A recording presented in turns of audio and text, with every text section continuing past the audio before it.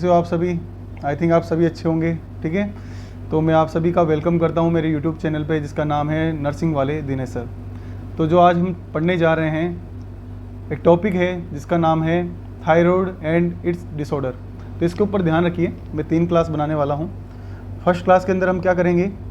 First class के अंदर हम ओनली थायराइड ग्लैंड के बारे में समझेंगे कि थायराइड ग्लैंड किस तरीके से हार्मोन सेक्रेट करता है। ठीक है, और थायराइड ग्लैंड के जो हार्मोन रहते हैं उनका क्या क्या फंक्शन रहता है।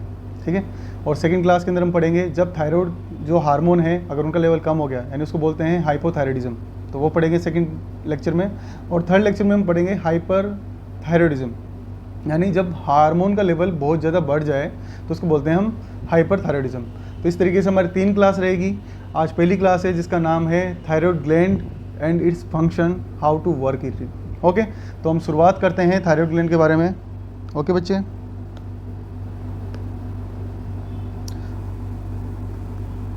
थायराइड ग्लैंड, अगर मैं बात करूं बच्चे थायराइड ग्लैंड कहाँ प्रेजेंट होती है, अगर मैं बात करूं लोकेशन की, तो ध्यान रखिएगा ये कहाँ पर होती है? नेक में प्रेजेंट होती है, इन फ्रंट ऑफ, कहाँ पर? ट्रेकिया की फ्रंट में। तो मैं बोल सकता हूँ in front of trachea, trachea के इन फ्रंट में प्रेजेंट होती है। और साथ के अंदर मैं बात करूँ इसके अबाव में क्या होता है, ऊपर की तरफ क्या होता है, या फिर ये किसके नीचे होती है? ठीक है, तो मैं बोलूँगा cricoid cartilage, just below of cricoid cartilage. ठीक है कि सर ऊपर तो क्या हो गया? कार्टिलेज हो गया, क्रिकोइड, और पीछे की तरफ क्या हो गया? जो आपका ट्रेकिया था वो प्रेजेंट रहता है। सर अगर मैं बात करूँ इसका वेट कितना होगा, अगर मैं बात करूँ वेट का, वेट ध्यान रखना बच्चे, इसका रहेगा 15 से 20 ग्राम। ठीक है, इतना वेट रहेगा। तो सर इस जो ग्लैंड है, थायराइड ग्लैंड है, तो उसकी शेप के बारे में बता दो। ओके, अगर मैं बात करूँ शेप की बच्चे, अगर हम बात करें शेप की, जस्ट लाइक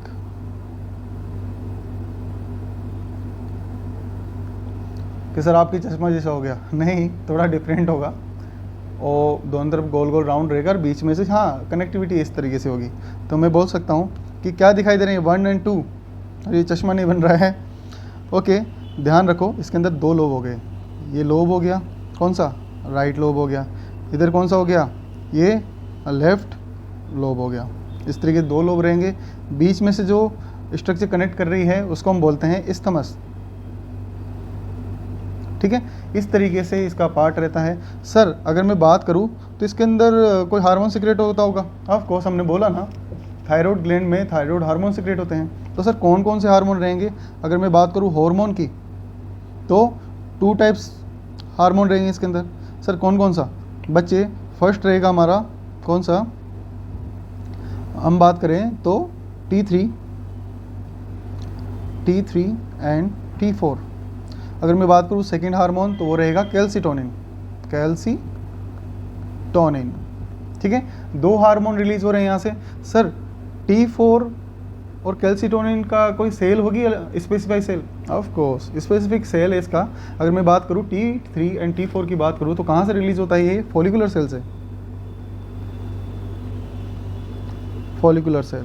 और सर कैल्सिटोनिन, ठीक है, तो ये कौन सी सेल से होता है? पेरा फॉलिकुलर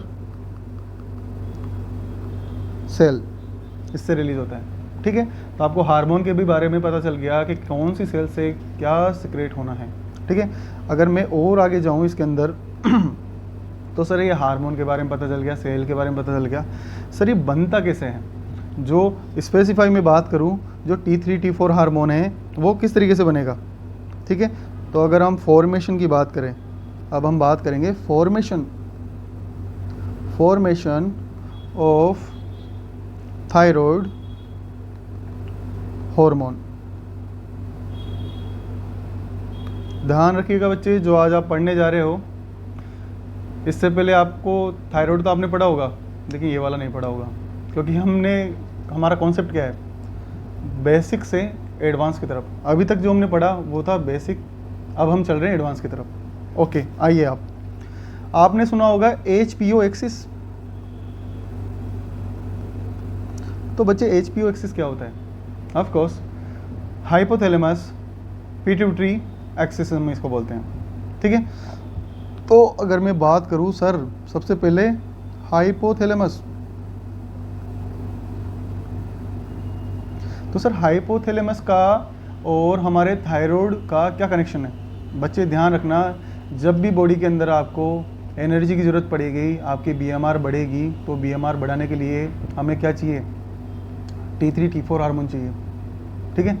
अगर T3 T4 हमें हार्मोन चाहिए, तो जैसे ही हमारे इस हार्मोन का लेवल कम होगा, T3 T4 हार्मोन का लेवल कम हुआ, तो ब्रेन के अंदर रेस्पॉन्स जाता है, कहाँ पर? हाइपोथैलेमस पर रेस्पॉन्स जाता है। और हाइपोथैलेमस क्या सीक्रेट कराता है? ध्यान रखना बच्चे, हाइपोथैलेमस रिलीज कराता है थायराइड रिलीजिंग हार्मोन। क्या बोलते हैं इसको?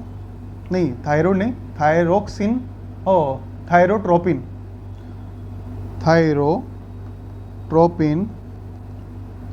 रिलीजिंग हार्मोन, ठीक है। थायरोट्रोपिन रिलीजिंग हार्मोन रिलीज कराता है कौन? हाइपोथैलेमस रिलीज कराता है। फिर सर ये हार्मोन कहाँ जाएगा? बच्चे ये हार्मोन जाता है पिट्यूटरी के पास। सर पिट्यूटरी के पास में जाके क्या करेगा? बच्चे पिट्यूटरी के अंदर दो पार्ट होते हैं, anterior and the posterior. Anterior को हम बोलते हैं एडिनो हाइपोफाइसिस एंड पोस्टीरियर को हम बोलते हैं न्यूरो हाइपोफाइसिस, ठीक है। तो जो एंटीरियर पार्ट है उसको बोलेंगे हम क्या? Adeno hypophysis.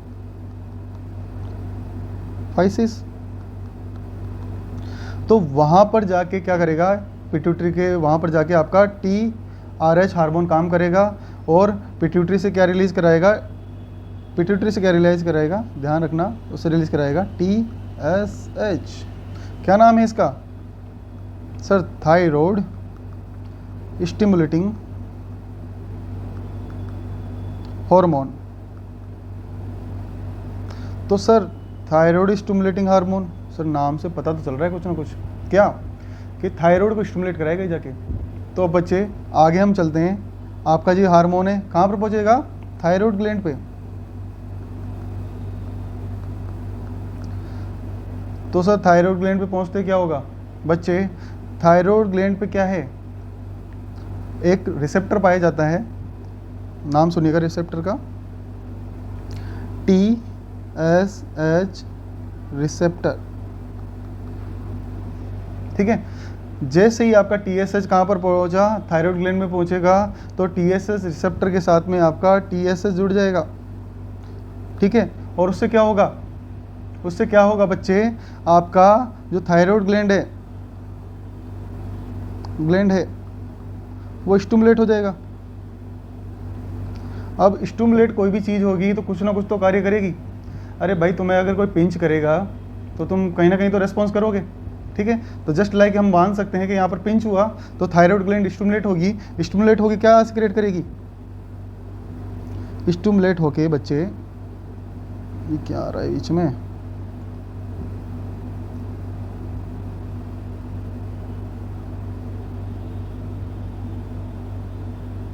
Thyroid gland stimulate होगी, ओके। अबे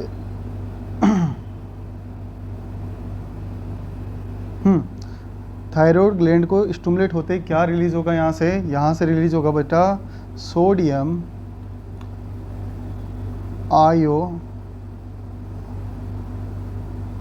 आयोडाइड, सोडियम आयोडाइड सिम्पोर्टर। क्या होगा? सोडियम आयोडाइड सिम्पोर्टर क्या हो जाएगा? एक्टिवेट हो जाएगा। ये क्या है बच्चे? ये चैनल है। अगर आपने पढ़ा होगा किसी भी सेल के अंदर किसी भी चीज़ को ट्रांसफ़र कराने के लिए क्या चाहिए हमें? या तो एक्टिव ट्रांसपोर्टर होना चाहिए या पैसिव ट्रांसपोर्टर होना चाहिए, या फिर कोई ना कोई ऐसा चैनल रहेगा जहाँ से कुछ मॉलिक्यूल से अंदर आ सकते हैं। तो यहाँ पर भी क्या है? सोडियम आयोडाइड सिम्पोर्टर चैनल है। तो यहाँ से क्या होगा? जितना भी जो भी आपके ब्लड के अंदर क्या है? आयोडाइड है। आपने बच्चे कुछ भी खाया, ठीक है, आयोडीन युक्त हम बोलते हैं आयोडीन युक्त नमक लो, थोड़ा सा नमक लो, तो वो डाइजेशन होके आपके ब्लड के अंदर जाएगा। तो ब्लड के अंदर हमारा क्या है,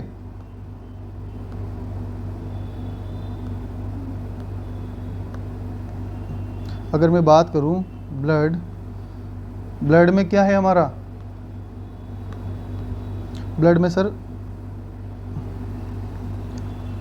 आयोडाइड है, ठीक है। और आयोडाइड किस फॉर्म में होता है, इनएक्टिव फॉर्म है ये सर, ये बच्चे इनएक्टिव फॉर्म है ये, ठीक है।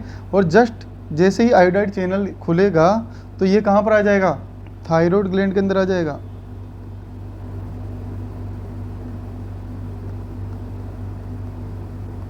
एंटर क्या, एंटर ऑफ आयोडाइड, ठीक है। थायराइड ग्लैंड के अंदर चैनल बने हुए हैं और वहाँ से क्या हुआ, जो आयोडाइड था वो आपके थायराइड ग्लैंड के अंदर एंटर हो गया, ठीक है। अभी भी ध्यान रखना ये इनएक्टिवेट फॉर्म में है, लेकिन जैसे ही ये आपके थायराइड ग्लैंड के अंदर आता है तो फिर क्या होगा सर, अब ध्यान रखिएगा, यहाँ पर दो चीज़ें होने वाली है। क्या क्या होने वाला है, फर्स्ट की अगर मैं बात करूँ तो ध्यान रखना, जितनी भी सेल होती है, सेल के अंदर आपके प्रोटीन भी होता है, ठीक है। तो यहाँ पर कौन सा प्रोटीन पाया जाता है, थायरोग्लोबिन। क्या पाया जाता है, थायरोग्लोबुलिन। क्या होता है, ये प्रोटीन है, ठीक है। तो अगर प्रोटीन का, अगर हमने बोला कि थायरोग्लोबिन प्रोटीन है, तो प्रोटीन का सबसे छोटा यूनिट हम किसको बोलते हैं, अगर मैं बात करूँ स्मॉलेस्ट यूनिट हम क्या बोलेंगे प्रोटीन की को, सर अमाइनो एसिड हम बोलते हैं स्मॉलेस्ट यूनिट को। तो थायरोग्लोबिन जब टूटेगा तो क्या बनेगा सर, बनेगा ना थायरोसिन बनेगा।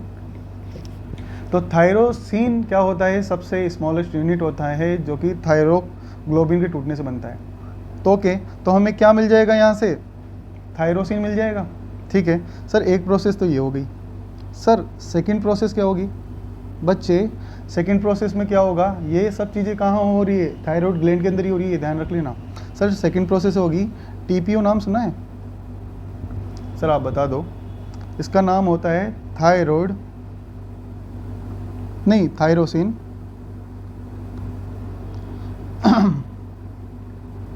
पर ऑक्सीडेज एंजाइम, ये रिलीज होगा। सर ये रिलीज होगी कि क्या करेगा बेटा, थायराइड ग्लैंड के अंदर आपका आयोडाइड आ चुका है, तो आयोडाइड जो आया है अभी तक वो इनएक्टिवेट फॉर्म में है, अब उसको एक्टिव कराना है। तो जस्ट जैसे आयोडाइड है वो किसकी प्रेजेंस में, टीपीओ की प्रेजेंस में क्या बना देगा, आयोडीन बना देगा। समझ गए बच्चा। तो सर हमारे पास में दो चीज़ आ गई, अब क्या क्या आ गई बच्चे, सर हमारे पास में दो चीज़ क्या है, एक तो है आयोडीन, और अगर हम ऊपर बात करें तो जस्ट यहाँ पर हमारे पास में क्या है, थायरोसिन। दो चीज़ें हैं।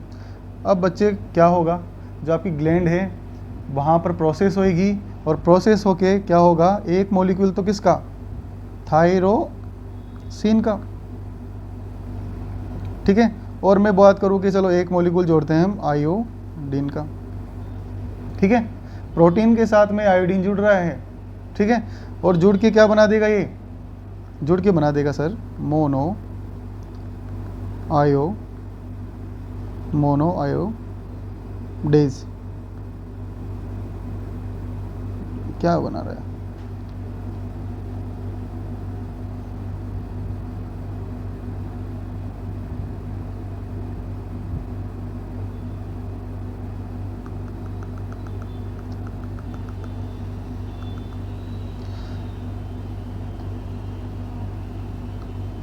तो बच्चे ध्यान रखना, थायरोसिन और आयोडीन के जुड़ने से क्या बनेगा सर, क्या बनेगा, MIT बन जाएगा सर। MIT का फुल फॉर्म क्या है सर, मोनो आयोडीआईओ आइडो थायरोसिन बन गया सर। सर ये बन गया तो और कुछ भी बन सकता है क्या, सर यहाँ पर तो एक एक मॉलिक्यूल हमने जोड़ा था। अगर मैं बात करूँ प्रोटीन का एक मॉलिक्यूल यानी थायरोसिन का एक मॉलिक्यूल आयोडीन के कितने मॉलिक्यूल से, 2 मॉलिक्यूल से, तब क्या बनेगा, फिर बनेगा DIT। क्या बोलते हैं, डाई आइडियो थायरोसिन। ठीक है सर, ये भी बन गया, इसको DIT बोल दिए। फिर आगे प्रोसेस होती है, यानी भाई बहन एक तरीके से मान के चलो, जुड़ जुड़ के कुछ ना कुछ बनता जा रहा है। तो हम बोल सकते हैं कि आगे सर और प्रोसेस होगी। सर एक अगर MIT प्लस एक DIT अगर जुड़े तो क्या बनेगा, फिर बनेगा ना बच्चे ट्राई आयोडियो थायरोसिन। सर ये बन गया। तो ट्राई आयोडियो थायरोसिन को हम क्या बोल सकते हैं, सर हम इसी को तो बोलते हैं T3। आया बच्चा समझ में। तो सर इस तरीके से T3 बन गया। तो सर T4 कैसे बनेगा बच्चे, जैसे हमने 2 मॉलिक्यूल तो किसके एक एक मॉलिक्यूल किसका लिया, डाई और मोनो। डाई का मतलब 2, मोनो का मतलब 1, 3 चीज़ हो गई, तो इसको बोल दिया हमने ट्राई। तो वैसे हम क्या करेंगे, DIT प्लस DIT को अगर जोड़ेंगे तो क्या बनेगा, टेट्रा बनेगा ना, टेट्रा आयोडो थायरोसिन। और इस टेट्रा को ही हम क्या बोलते हैं, T4 बोलते हैं बच्चे। तो इस तरीके से हमारे T3 एंड T4 हार्मोन बन जाते हैं। ठीक है, बन गया ना, आया मजा। ओके कि सर बन गया, T3 T4 भी बन गया है। अब आगे क्या, सर हार्मोन तो बन गया, लेकिन बॉडी में फंक्शन कैसे करेगा, तो बच्चे चलते हैं वो भी पढ़ेंगे। आसान है सब कुछ, बहुत ही आसान है। सर अगर हम बात करें फंक्शन की, जब कभी भी बॉडी को एनर्जी की ज़रूरत पड़ी, ठीक है, तो क्या होगा, जो आपका T3 एंड T4 हार्मोन है ये कहाँ जाएगा, टारगेट ऑर्गन पे जाएगा, टारगेट सेल पे जाएगा। कहाँ पर जाएगा, टारगेट सेल पे जाएगा।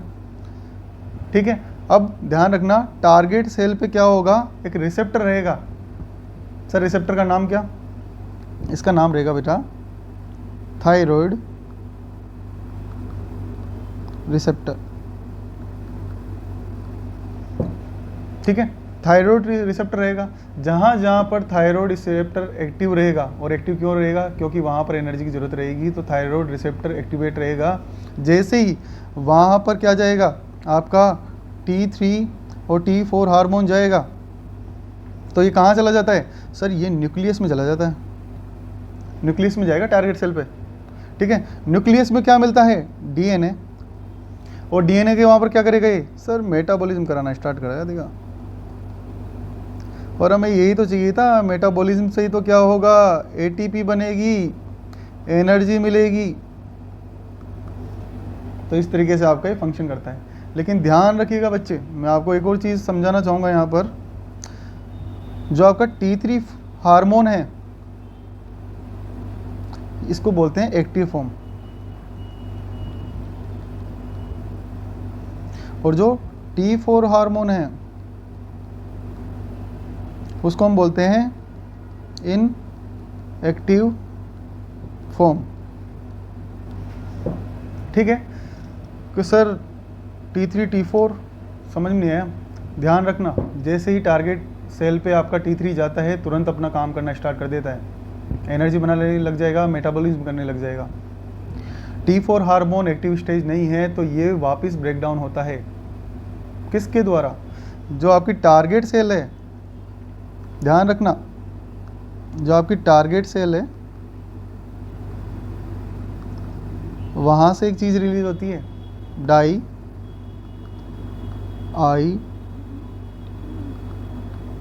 Oxidase, di iodo oxidase release होता है वहाँ से। वो क्या करता है, जो T4 है उसको ब्रेक करके क्या बना देगा, T3 बना देगा।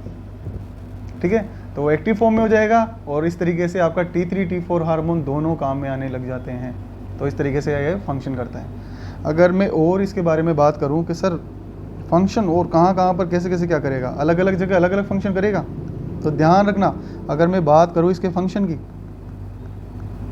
अगर मैं बात करता हूं फंक्शन की, तो सबसे पहला फंक्शन तो क्या है सर, BMR है। BMR basal metabolic rate. इसको क्या करेगा सर, बढ़ा देगा, इसको बढ़ा देगा। ठीक है, ये ऊपर नीचे कैसे जा रहा है, हाँ अब ठीक है, BMR को बढ़ा देगा। सर अगर मैं बात करूँ ब्रेन में, तो ब्रेन के अंदर अगर ये जाएगा तो वहाँ पर मेटाबॉलिज्म करा के क्या कराएगा, ब्रेन को ग्रोथ कराएगा। ठीक है, थर्ड और क्या करेगा सर, ग्रोथ हार्मोन के साथ में अटैच होके आपका T3 या मैं बोल सकता हूँ थायराइड हार्मोन ओवरऑल ग्रोथ कराते हैं।